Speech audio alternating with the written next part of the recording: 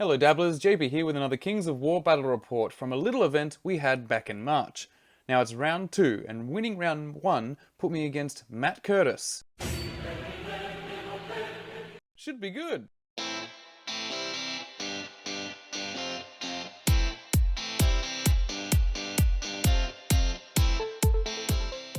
For those not familiar with the channel, it is a channel of two different types. We have my Kings of War content and my wife's stitching content. And we put them together on the same channel because we just like it that way. So as long as you don't mind a little bit of this, a little bit of that in your subscription feed, then please subscribe. For this event I brought yet again the Force of the Abyss. They are the army that I have painted completely, so I like to bring them. I'm currently working on my goblins, and they will eventually feature in some battle reports, you may be sure of that. But for now, the Forces of the Abyss are my main army, so apologies if you're getting a bit bored.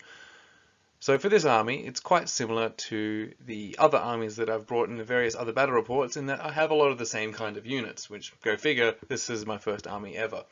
For an in-depth look at this list, you can go to my first video, so I'll link that below. But just briefly, I shall go through them. So I have my two anvils, the Lower Abyssals Horde and a horde of Abyssals Ghouls. I get them mixed up all the time because one ends with Abyssals and one starts with Abyssals. It's a bit annoying, but they got lots of nerve, so it's worth the hassle. Then we have two troops of Gargoyles to act as chaff, two regiments of Flamebearers to shoot the things. Then I have my three separate hammers. We've got Molochs, we have Tortured Souls, and we have Abyssal Horsemen, and they have their own separate upgrades. The Molochs, I've given the Despoiler Champion upgrade, so that's a built-in upgrade. Pretty good, always take it. Should I give them an extra item? Probably, and I'm thinking about it for my next one, that's for sure. Tortured Souls, they're really good, but they do need some kind of terrain mitigation, such as Sir Jesse's Boots of Striding, because them hitting on 5s is not what is my idea of a good combat. So making sure they hit on those 4s with their Thunderous is essential, even if it is only once. Then we have a regiment of Abyssal Horsemen with Elite from Blessing of the Gods. Fantastic.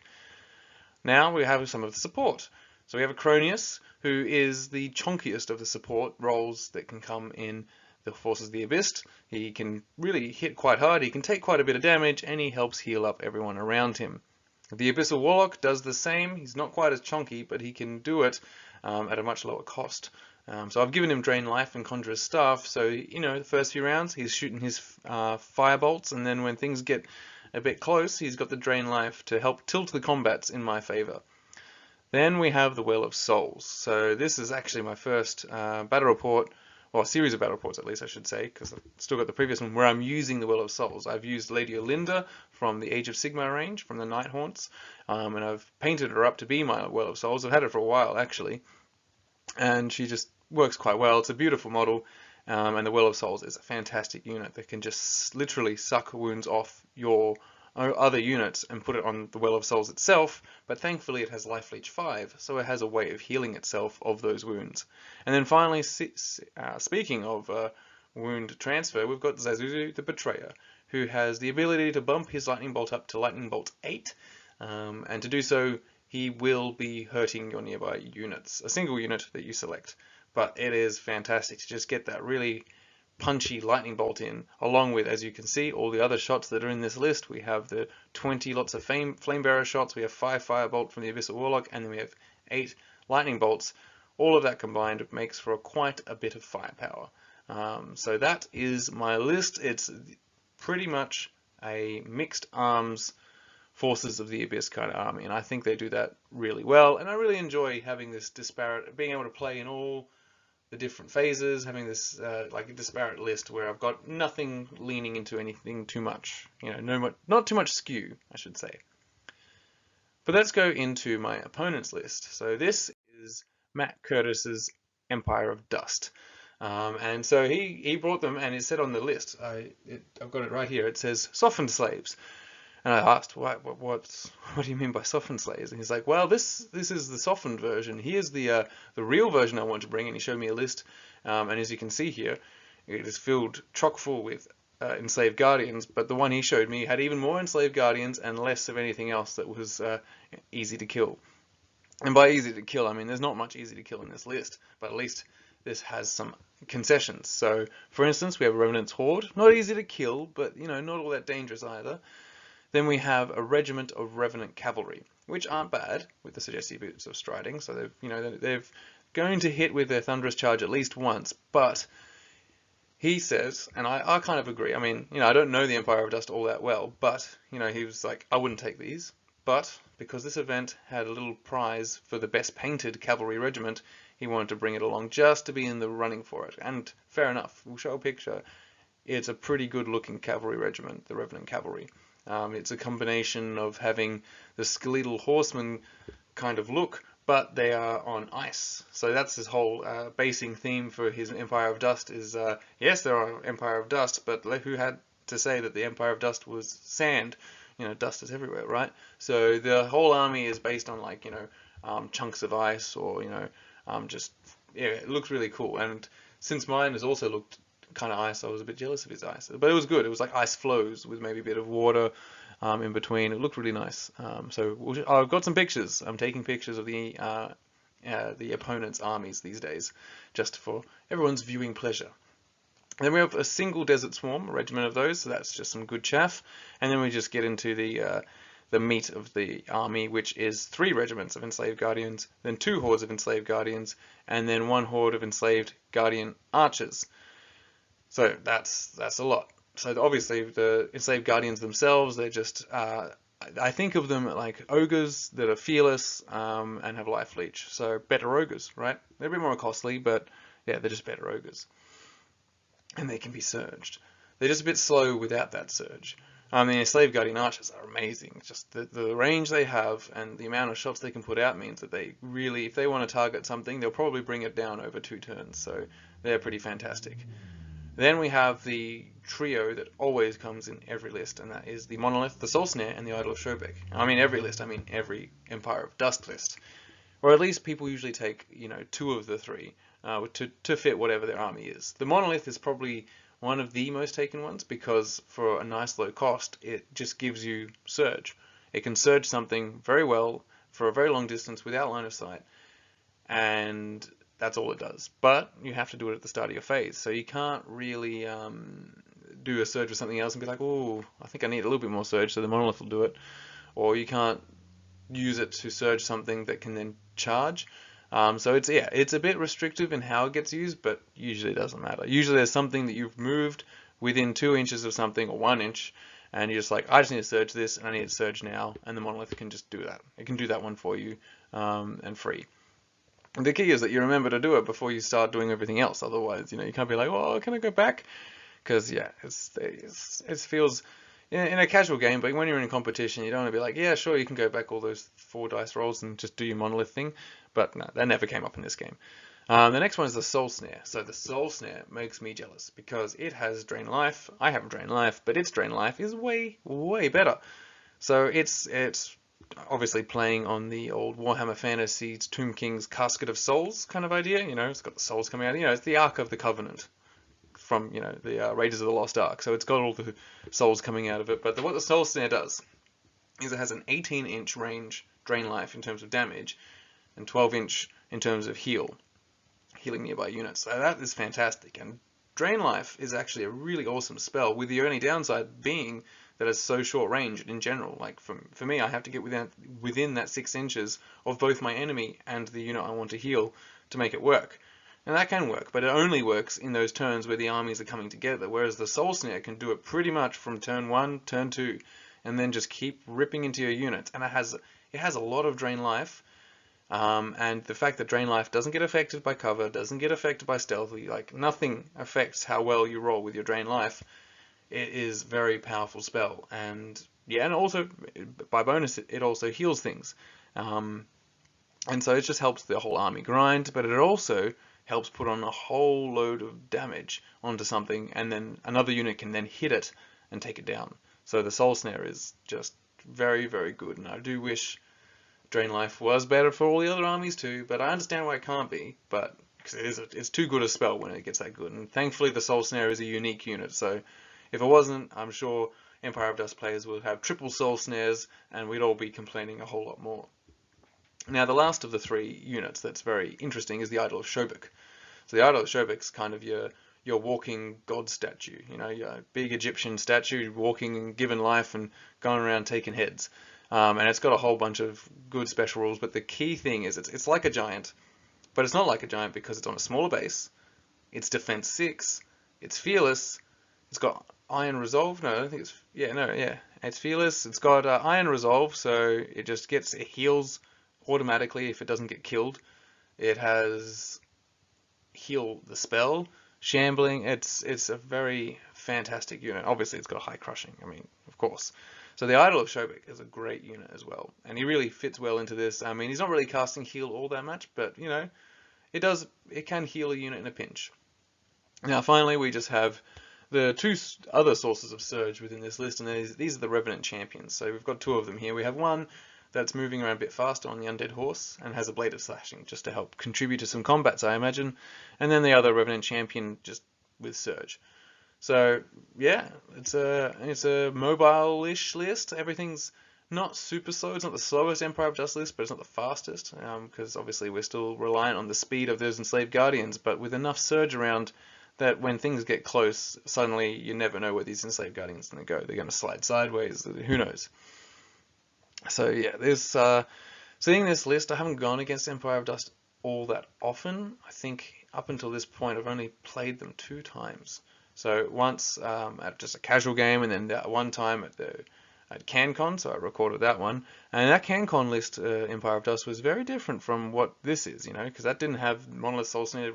It didn't really share any of the units that this one has, apart from some Revenant Cavalry. So I can't say I've had much practice against this kind of Empire of Dust list, which most would say is the competitive kind of Empire of Dust list. You might change out the Enslaved Guardians for more Revenant Hordes and things like that, but the bottom half of this, which is the support, the Monolith Soulsay, Idol Shobek, and Revenant Champions, those are pretty ubiquitous when it comes to your Empire of Dust armies. So yeah, it's good to get some exposure to this, and I just hope I can just pull through. That's the main thing when I saw this list up in front of me. At least it was softened, right? You know, they weren't as hardened slaves as they could be. They were the softened kind. So let's get into the games. So it's Plunder. And Plunder, as denoted by the word Plunder, is loot based. So we've got the loot tokens spread out across here. The way that works, you have to put one in the middle, and then we both take turns placing the others along the line. But you know, the way that we have restrictions for like 9 inches apart and 3 inches from blocking terrain really means that they kind of are preset with only a bit of wiggle room. Maybe you can't really skew it all that much to any particular side. So yeah, you got the 2 here and 2 here. The last one's on the other side of this little hut, the impassable terrain. So introducing the table in terms of what kind of terrain we've got here, well, it's your typical kind of 2, 2, 2, and 2. You know, the epic dwarf map. We have our block here. We've got 2 huts, so that's the impassable terrain, looking very nice. I like the little huts. We have 2 forests facing off against each other. So they're pretty much in the middle. So 1 forest there, 1 forest here. Then we have some difficult terrain. So there's a lake over here, and then a lake, kind of a strip of lake right there.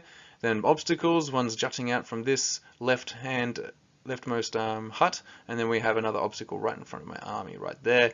And clearly we have these nice hills, so 2 hills. So yeah, 2 of everything. It means everything's quite balanced, and all the terrain's quite big. We always like some big terrain because we want it to be impacting the game, but not really, not so big that's like in the way. But yeah, this is pretty good. I like this map, what I can see here. Anyway, back to, I didn't actually say what Plunder is. I apologize. So yeah, you got the loot tokens, but you got to pick them up, obviously. And picking them up comes with their own penalties. So you don't want to pick them up too early with a fast unit and turn them into a slowpoke. But at the same time, you need something that can get there. So we've got our loot tokens that we need to get, and he's got quite a lot of units that can pick up and hold it, whereas I feel like not as many of my units are capable of picking them up and then holding them. So it might be that my goal is to then try and take them off him instead. It's just the problem is his are very good at holding it. So we'll see how we go. But I think now it's time to go into some pictures. And so yeah, we'll go through the different kind of units. What we have here, so there's the Enslaved Guardian Archers. So they're the, I'm not even sure, Age of Sigmar, when it comes to these Age of Sigmar Space Marine kind of Liberator, the Stormcast Eternals, I'm not really sure about all the newer units, but these guys got bows and crossbows, so it's those kind, and that's a cool use because they look like statues, right, when you paint them up. But then this here is a regiment of enslaved guardians, which I think also acts as potentially, golems for other armies and things like that. So, because I think the way, Matt Curtis likes to have a few units that can be used in different armies, and that makes sense. You want some flexibility in what armies you can play. You can easily fill out roles in others, because that's how Kings of War works. There's a lot of things that kind of look the same, elementals of certain types. So yeah, that's you've got a bit of a disparity in the basing system, but you can see, yeah, another few golems here. That's the first Revenant champion, so he's just there on foot, on some rock. We got behind here, a bit blurry, I apologize, but I was trying to take pictures rather quickly. We can see these are the other enslaved guardian hordes, so they're sticking with that Stormcast Eternal kind of look. And then we're here, this is the Idol of Shobek on this. I like this model. He looks, yeah, in real life, he looks quite creepy because he's just this big, lanky, bony giant. And I mean, really, a bone giant would be quite lanky, right? Like, even if it's the bloody, the biggest, chubbiest, or most muscular giant, underneath that, the skeletal structure really would just look like this. And it looks quite creepy when it's all gangly like this is. So that's the idol. I assume it can be also a bone giant, but in this case, he is the Idol of Shobek. So not quite the, resurrected statue, but yeah, it's all right. And then here, this is what he brought, obviously, because he was hoping to maybe win the prize for the best painted cavalry regiment. And I told you, it looks great. You got these skeletal riders, so these are the Revenant cavalry, and they're on this ice floes. You can see the cracks, you can see the deep water underneath, and they're galloping across it. And it's a really good looking unit. And this is actually the I'd say, I mean, we won't. They don't normally say like runners up or anything like that, but they definitely said like this is a contender, especially with the basing and the, I guess, the contrast between the bony horses and the wonderful basing here. So yeah, it was definitely a nice unit to look at. And then yeah, here is that mounted Revenant champion. And then just moving back, I was just like, oh, we've got to take some pictures of that. So we've got another regiment. So we've got 3 regiments there. And yeah, we can see the horde of revenants, and behind them the desert swarm, and over there is, I think that is the monolith, and we have a few other things over there, including the soul snare. And here's a picture of my army. You've seen it plenty of times though, so I mean, there's nothing really new here, especially since we've seen it all in the last video, but yeah, I'm still pretty proud of how it all looks when I put it out. Some people did actually comment on the look of my ghouls, which is quite nice. They do look cool in that they are so red and they pop out from the rest of the cool colors of my army, apart from these guys, the Abyssal Horsemen. So yeah, that's why I went for them, because I was getting sick of painting blue. I'd painted so much, and I was just like, no, I want red, and also I had Flesh Tear's red contrast paint. And I thought this would be fast, and because I don't think I've found many contrast blues that work really well at like being fast and complete coverage, but the Flesh Tear's red is just, it just goes straight on and it just looks great. It looks really, really good. So I just wanted to go right with that, and these are ghouls, so, and they're tortured kind of ghouls as well, because they're from hell. So this makes sense that they look like this. And so it was turn 1 that went to the Empire of Dust, and yeah, let's see how we go. They're moving forward. And move forward they do. Well, we've got the Revenant Cavalry going for that token that's over here behind the house. They're going to be their sole purpose, at least at the start of the game. Everything else, including the Revenant Champion, the Regiment of Enslaved Guardians, just kind of moving up. They can only move 6 inches a turn max. They can't do much else, and I don't think he really feels like surging anything right now. He didn't seem like the kind of person. Some people just, they feel like they always have to surge every turn. I see it, and I'm like, what are you doing? Like, some people just, it's turn 1, everything moves up, you've got a nice battle line, and then someone's like, I want to surge this, and they surge it. And I was thinking, oh, now you've just kind of put it out of position, because you don't know how far it's going to surge, and you have to move it the whole way. Sometimes if you've got an exact distance you want to move with your surge, you put your little character in front, and you say, oh, they have to stop there.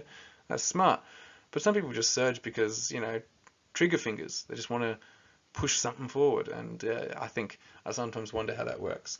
But then also, I do not have any surge army, so I cannot say I understand the way some people think with surge. So, which is usually what catches me out as well, because yeah, then I start getting into sticky situations with flank charges and all that kind of stuff. But yes, The army over here also moves all forward, with the only exception to the rule is that we have the Desert Swarm really going forward, and that's kind of just like these bats coming out of the water. So they're just going forward. Not sure what they're really scared of to stop me, because nothing here, everything can take a charge, but you've got the chaff there. I don't think they really know what they're going to do. And there, yeah, so you can see that monolith there. Hopefully we get a closer picture, but it's really cool. It's kind of like there's Anubis kind of model in front of a gateway made of stone and got a portal behind it, so very cool. And these things moved really not at all because they don't want to. They are, I think only the regiment of enslaved guardians moved, but the archers stayed where they are so they can shoot nicely. We've got the drain lifing soul snare there with his big pot of blood just kind of sitting there too. And so, yeah, it's time for some shooting to begin, and we'll see the damage popping on very soon.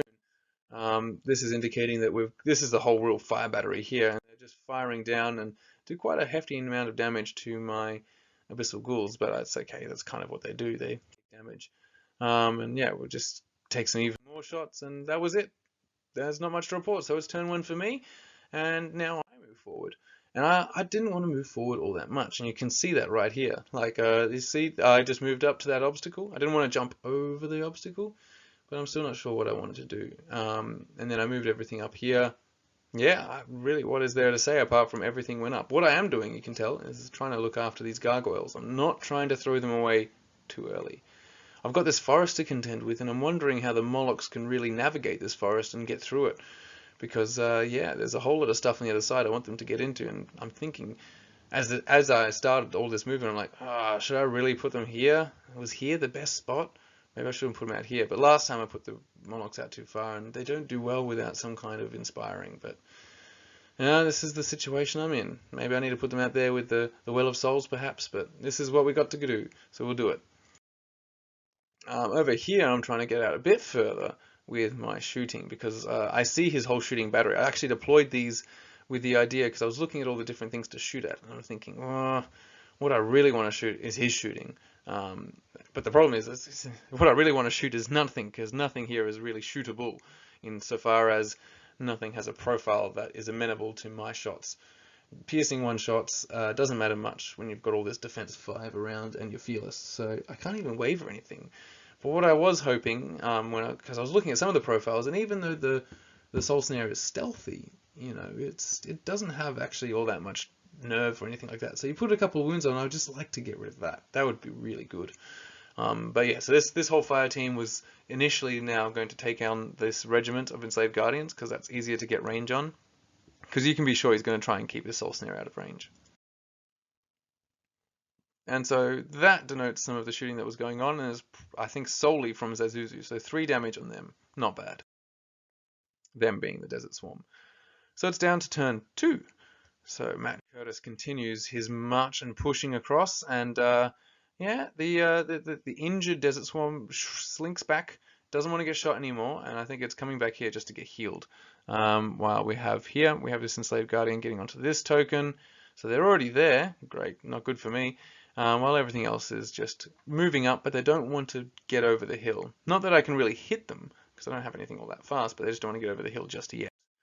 Over here, the Revenant Cavalry have successfully completed their mission and picked up the token behind there, so currently 2 tokens to the enslaved, not enslaved guardians, but the enslaved guardian list, that is Empire of Dust. And these guys continue to shuffle. The only thing moving back and forward really is just the Soul Snare. It's just like, what do I need to get range on? And it's just shifting around. And there you go. You can see the Revenant Champion just moving out. Maybe to, I assume it was to then go disrupt the shooting of my own guys. So maybe charge some Flame Bearers or the Warlock. And the shooting continues to come into the Abyssal Ghouls. So that's mainly coming from the Enslaved Guardian Archers. And I don't think that the Soul Snare has the range, but yeah, you can see 10 damage is now piling on there, so we're getting close to danger territory. Once you get to 15, that's when I can start really getting wavered. And yes, the healing went off, and these guys no longer have any damage on them. The Desert Swarm was healed completely by the Idol of Shovik. So I need to start killing some things, because he's picking up all these tokens, and I haven't really answered anything myself. So in order to start killing things, what I've decided to do is move the Molochs into the forest, thereby stating my claim on this area for 12 inches around. And so we'll see the impact of that afterwards.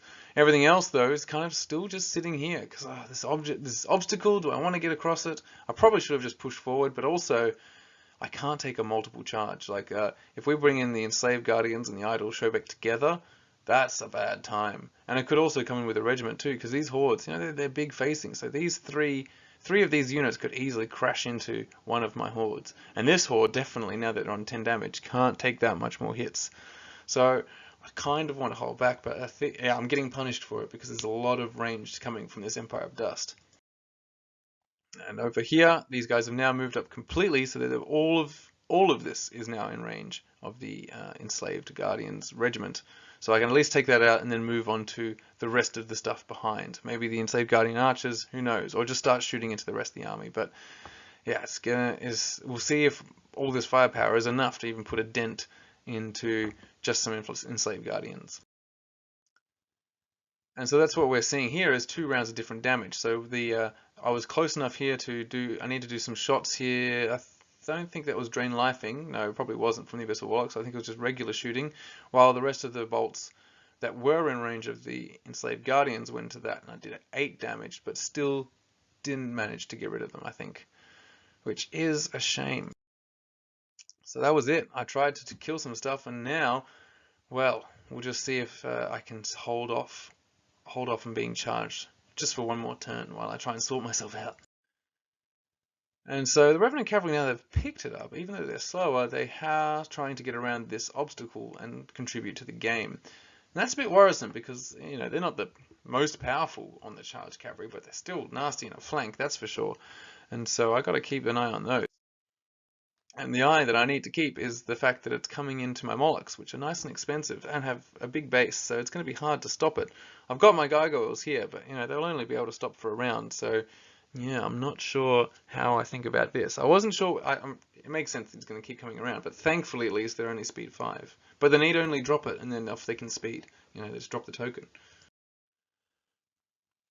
Over here, well, the mounting the hill has finally happened. The enslaved guardians have, well, at least the regiments are now out and about. So these ones are moving forward and onto the hill. So they're in front of the hordes. So the hordes are behind and they're not really doing much. One horde is actually positioning towards my fire team. This regiment's now moving forward because I think it's realizing by taking damage it shouldn't sit there too long. But don't worry, it's going to get healed by the soul snare. And so that's moving out over there, whereas nothing really is trying to get in range of the Molochs, which is just annoying for me, because I just want my Molochs getting into combat.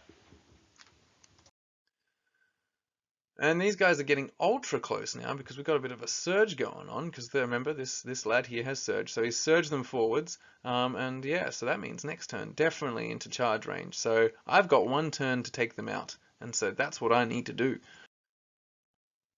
These guys also get surge forwards, it's a movement phase and the range phase going on.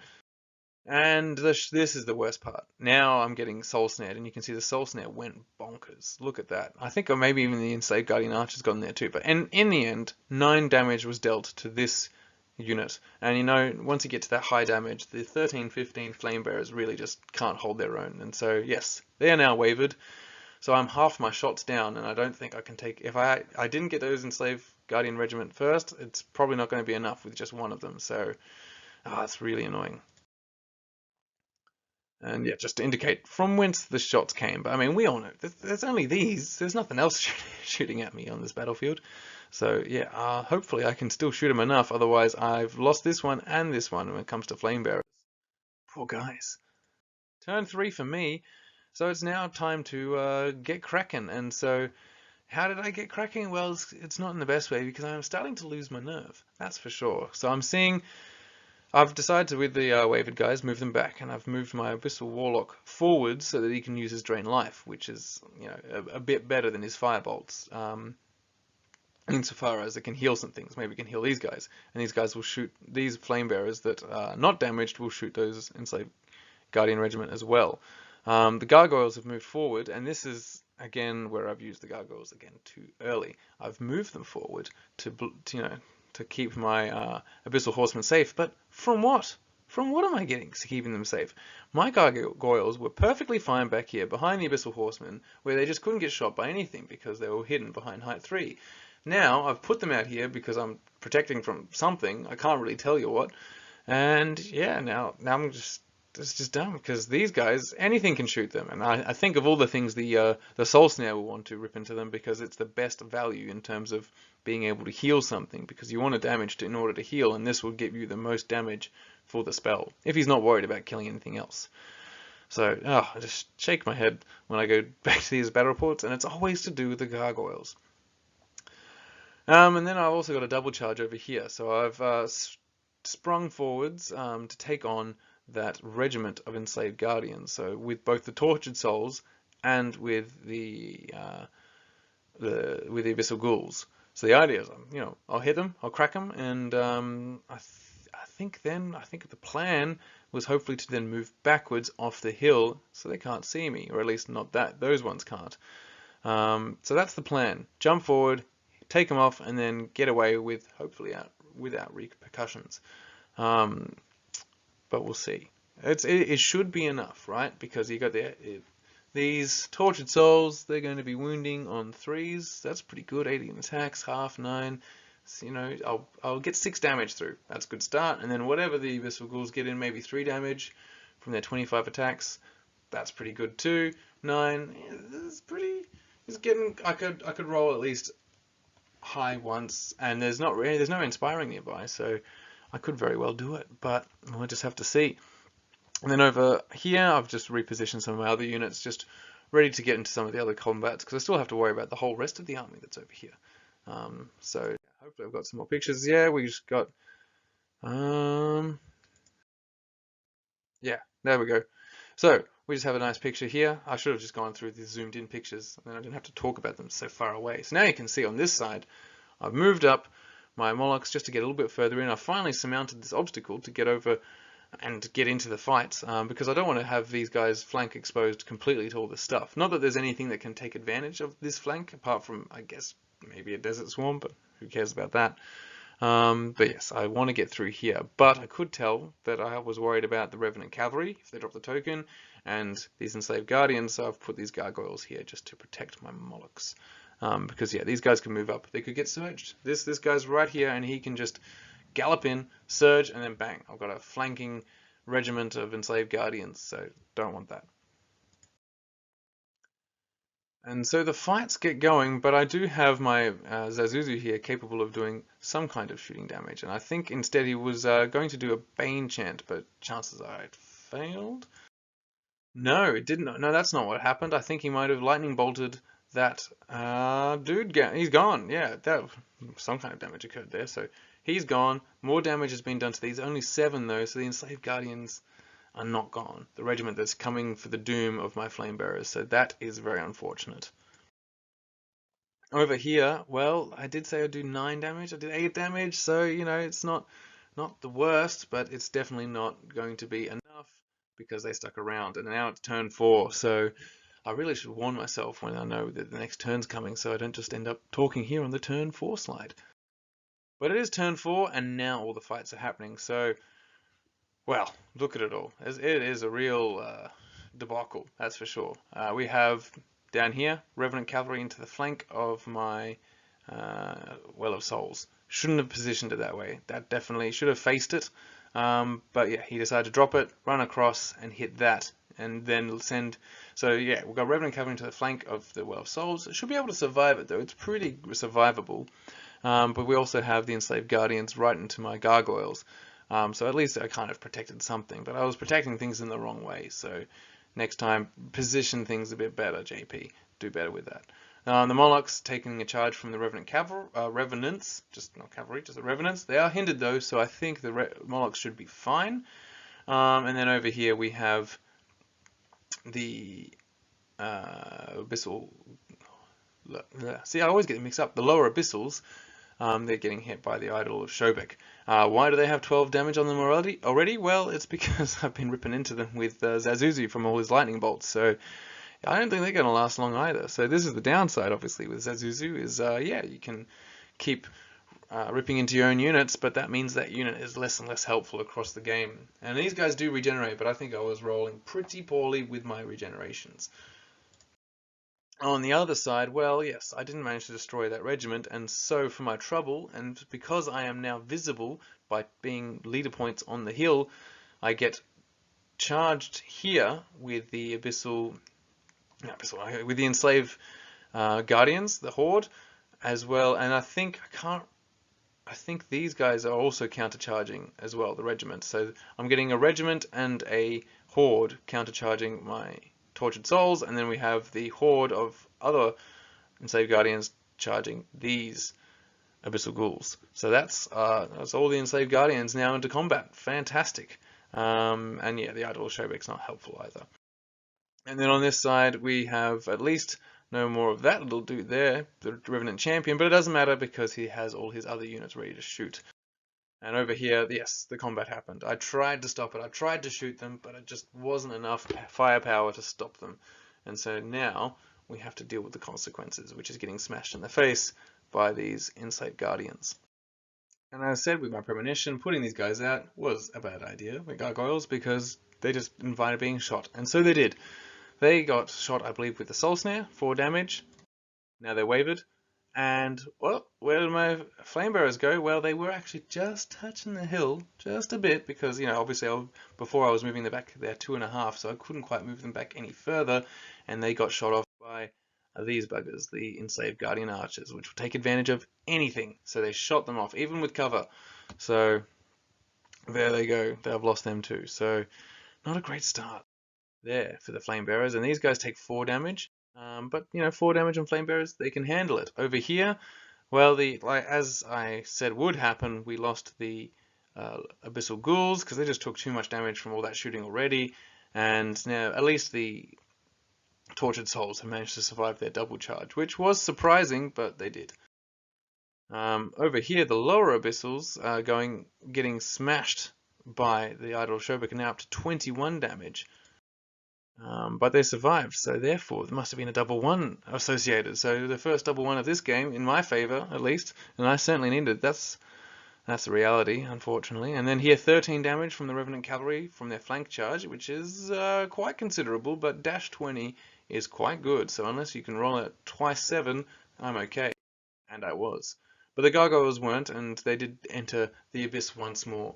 And so now my flank to my Molochs is completely open, and I can safely say that I don't think the Molochs are capable of chewing through a unit of Revenants in one single turn. They're not that choppy. And then we have here the 5 damage that the Molochs did receive from that charge, which is fine. You know, they can easily take 5 damage, and it goes to show that, you know, a horde of Revenants through terrain is not really that much to worry about. Turn 4 for the Forces of the Abyss. It's time to get stuck in. We've got all units going in all directions if we can. The only thing I didn't manage to figure out how to get into a combat was the Cronius, unfortunately, because yeah, everything's getting it's a bit cramped, and the Cronius is just going to sit in there. He would be really helpful if he could get in. I did manage to take closer pictures. So we've got a countercharge with the Well of Souls into the Revenant Cavalry, so turning the right way now, and hopefully that Life Leech will bring back some of that health that she just lost. Then we have the Monarchs countercharging the Revenant Horde. Then we have the almost dead, but not quite dead, Lower Abyssals countercharging the Idol of Shobek. I don't expect much going on there. The Tortured Souls countercharge what I believe were the Enslaved Guardian Regiment, probably because I think I was more capable of doing anything to that and taking it down, which is the ultimate goal, removing the attacks that are coming to me, while at the same time I was able to get in with my Abyssal Horsemen onto this horde of Enslaved Guardians. Now, I'm not sure, he was not happy that he had that exposed when he couldn't quite get the reform the right way he wanted it, but on reflection, I'm not sure it's actually the best combat to send in the Abyssal Horsemen too, because I don't think they can take it out by themselves, because yeah, they're just, with the 18 attacks, we're going to do some math hammer here, so we're 18 attacks, hitting on 3s, so 12 hits. I got an elite, so let's say that gives me 1 more. So I got 13 hits. Then with my Crushing One Thunder one, I managed to get from those 13 hits a conversion of about 9 damage, So 9 damage is still quite a way off getting rid of them. I have to roll quite high twice in order to get rid of them. Although I don't think I have to roll it twice, but yeah, still and that's assuming everything goes average. It can skew either way. So instead of what I should have done is charge them into the same unit, whatever the Tortured Souls were charging. So they could have actually countercharged, say, this horde here, shifted along, and the Abyssal Horsemen could have come and charged in as well. So that together they could have taken out one of these, and then we try and contend with the rest right there. That's what I think would have been the better course of action. These guys, the gargoyles that were wavered, have just reformed a bit, and we're counter-charging with the Flame Bearers, but at least we've got the Abyssal Warlock there to do some drain life to help them out. And so getting into the combat here, well, I thought, well, Bane Chant will help, because Zazuzu has Bane Chant built in. So I Bane Chanted these little guys. They did manage to regenerate a little bit, as you can see by the now removal of some dice. So they're no longer at 21. Over here, all our efforts with the Drain Life only managed to put them up back to 7 wounds, but it's still not enough to get rid of them. And since they're in combat, you don't take a nerve test anyway, so I really need to rely on the Flame Bearers doing something in order to push that nerve test. Over here, now it's into combat, it's, Well of Souls does 4 damage, so it gets 4 life leech, thankfully, which, it kind of helps. It's definitely going to be a long grind here if we get through it at all. Over here, we have the Molochs, and they did manage to put on a lot of damage, as denoted by all the dice there. Can't quite tell what the dice mean, but I was pleasantly surprised with how much damage they did, but not surprised that I didn't manage to break a unit in a single go. Over here, we did manage to do single-digit damage from the lower abyssals onto the Idol of Shobek, and that's no surprise whatsoever, because these lower abyssals, 25 attacks, that's alright. Hitting on 4s is just, they don't have any crushing. Well, they do now, but against the Idol of Shobek, who's defense 6, you need a bit more crushing than the crushing 1 to really make a dent. He's got Iron Resolve, so, you just, for your failure, you just get to watch it heal a bit more. So I do get into the combat here. Obviously, this is showing they got healed. But I don't think I managed to do any damage, so no nerve test there. It was very annoying. But, they're hitting on 5, so you can't really ask them to do much more. The Abyssal Horseman charging in did a bit of damage too. I think we can see here there's 8 and 1, so 9 damage, as expected, but not enough to remove them, alas. Over here we have the Tortured Souls, so you can see they're on 18 damage. They're devastated, but they did manage to kill that Enslaved Guardian Regiment, which is good. But it still means we're still 2 hordes facing off against us, and these guys, the Tortured Souls, definitely won't survive being hit by that horde. But can the Abyssal Horsemen survive being hit by the other horde? I'm not sure. And so now the Empire of Dust strikes back in turn 5. And we have these guys actually disengaging, so this is the cheeky stuff that I was just not ready for, and frankly I just find very insulting. No, it's quite smart. But what they've done a disengage maneuver, and then they've just shuffled sideways enough that their leader point now exists in my flank, were they to move forward. So that's terrifying. So yes, maybe I would have survived a front countercharge from Enslaved Guardians, but I don't think I can survive 36 Enslaved Guardian attacks in my flank. No, thank you. These guys have just done a plain old normal countercharge into the Tortured Souls, so that's at least fine. Oh man, I really wish I had Hex with Monolith. Wouldn't that have been great? It would have been pretty good. We got a countercharge of the Revenant Cavalry, but more importantly, we have a flank charge as expected from the Enslaved Guardian Regiment, because they no longer have any gargoyles to get through. Yes, they're hindered, but I don't think it's going to make much of a difference. And obviously we have the front countercharge from the horde of Revenants, so that's grand. And they've got this little guy here, so I'm not sure what he's doing. He's probably just coming in to offer some moral support with his inspiring the Revenant Champion right there. Over here we have the Idol of Shobek coming back in. Yeah, look, see, I did 3 damage to him because he's already healed up 1 from his Iron Resolve, but he's going to go back in and finish off those lower abyssals. So everything is getting a bit smashed. Range phase, Surge kicks off. There's the Monolith in the background, and he has decided you shall go into the flank, and so they shall. Into the flank of my poor Abyssal Horsemen. Over here, well, the grind continues on, but the shooting is unrelenting, and we have the Enslaved Guardian Archers shooting into my Abyssal Warlock, and unfortunately doing quite a lot of damage. The Soul Snare also does quite a lot of damage to my gargoyles, and so it's about time to find out with those nerve tests what happens, and they're both gone. And then, because I'm a bit delayed with my photos, we also started losing the Flamebearers. So now I've lost the entire side. So all that they have to do is come back for that token. Because my plan was, originally with these shooter units, was to march, well, not march up, but slowly advance, shoot, shoot, shoot, shoot, take things down, shoot, shoot, shoot, you know, in the Hollywood version of my mind where everything works out absolutely well, and then I can get onto this token, and I have my Flamebearers just take a token and go off into the sunset. But unfortunately, the Enslaved Guardians had other ideas, which is fair enough. Their ideas are a lot more, I guess, realistic than mine. So over here, the combats get on, and we have just a bit more attacks going into my see, I'm just forgetting things now. The Well of Souls. I was about to say Tortured Souls. And so only 1 damage, because you remember I did 4 damage to heal from 13 to 9, and then I got 1 damage. But that was enough for that, at least 1 life leech. But it goes to show that once these guys lose their Thunderous, they're awful. These Revenant Cavalry. I mean, they're cheap, that's for sure. But yeah, this is going to be a real grind fest if it's allowed to continue on.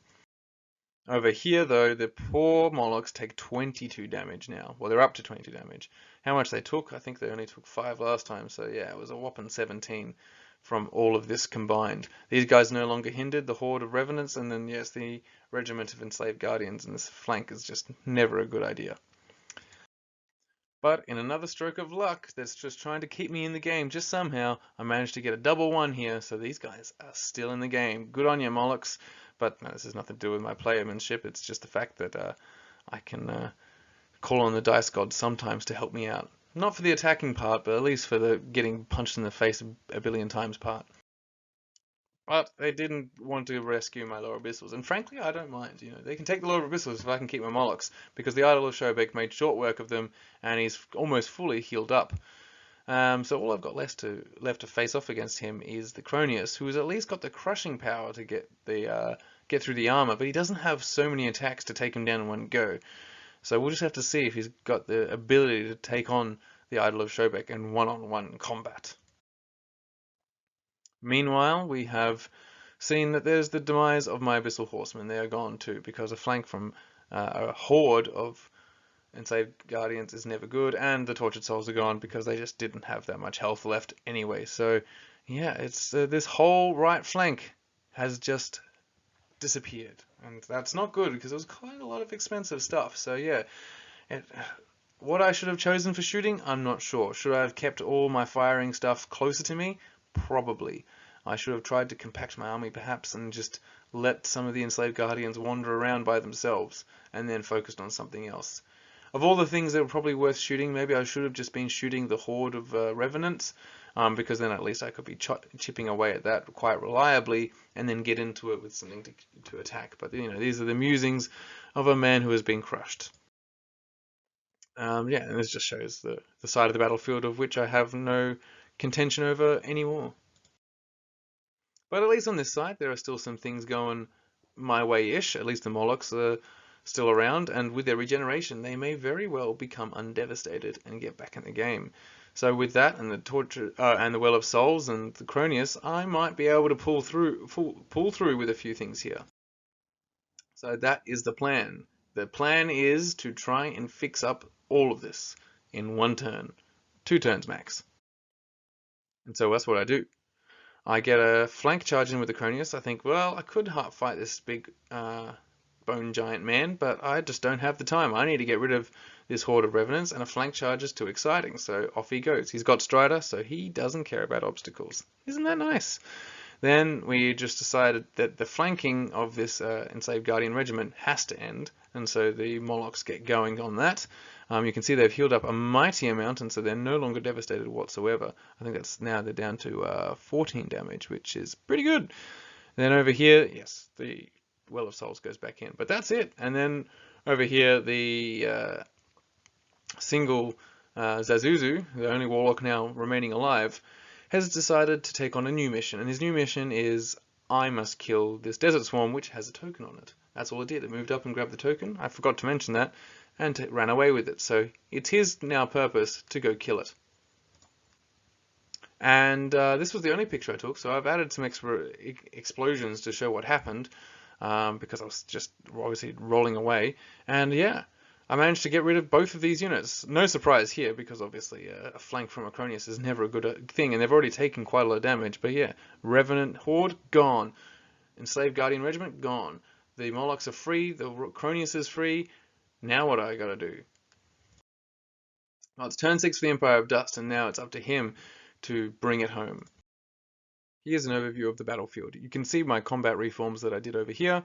The Molochs did turn completely around to face the enemy, and the Cronius kind of just drifted off into the forest with the hope of getting towards some other tokens. There's tokens around, and I need to get them, and he's trying to get some too. So it's, it's the classic, turn 5, oh yeah, the scenario kind of thing. So we can just see here what's going on. The Idol of Shobek is definitely threatening my Molochs, and is only one surge away from getting into them. Over here we have my Abyssal Warlock, who is not Abyssal Warlock, he is Azuzu, being kept an eye on by these guys who have a token. So you can see there's one token there, one loot on the Enslaved Guardian Horde, one on the Desert Swarm, and these are the only two he owns, because he had to drop one for the Revenant Cavalry. So I need only get this off them, and then maybe get one other, and I could either win or draw. That's pretty exciting. Over here, he does have the ability to get this one, and he's just a bit off in terms of movement, so he's hoping to surge onto it to grab it.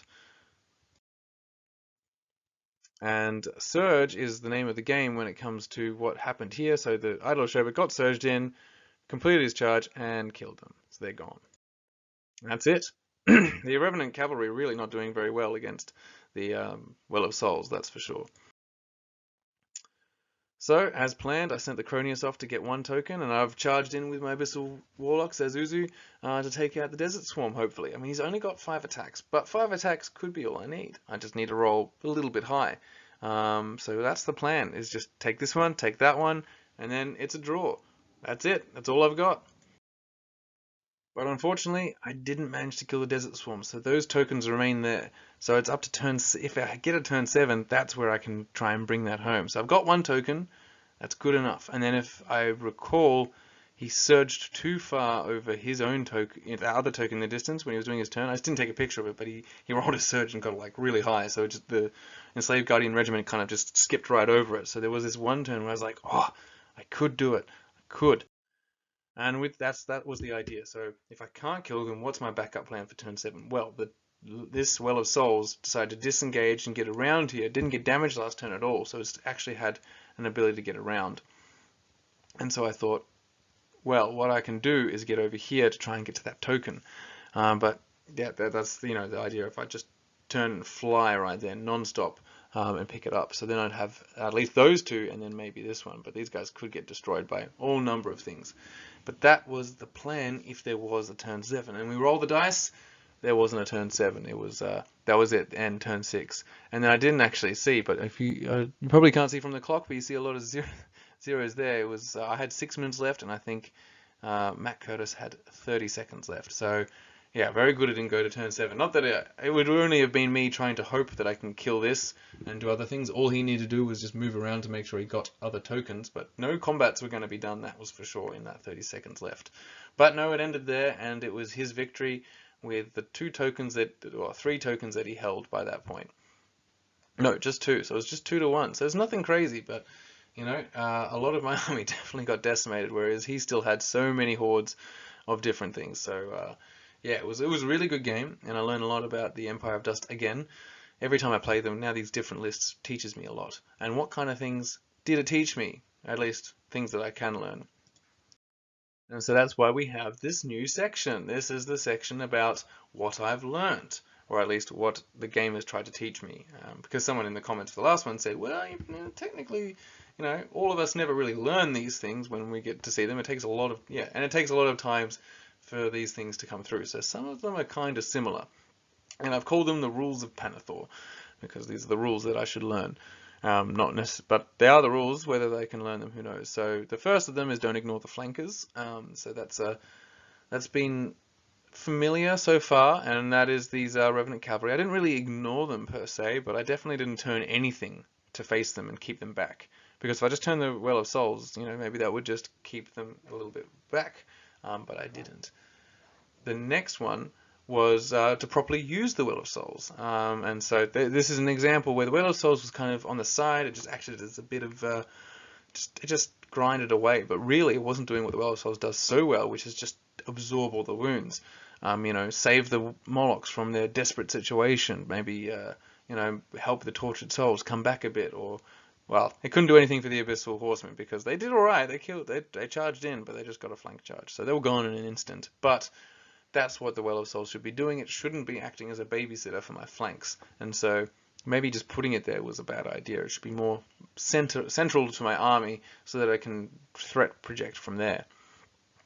The next one is the focus firepower. And I mean, I was kind of focusing my firepower on, I guess, these Enslaved Guardians, but Zazuzu wasn't part of the equation. So you can imagine if just that extra 8 lightning bolt was going into them instead of, I think I was just firing off at random things like, first was the Desert Swarm, then it was the Revenant Champion.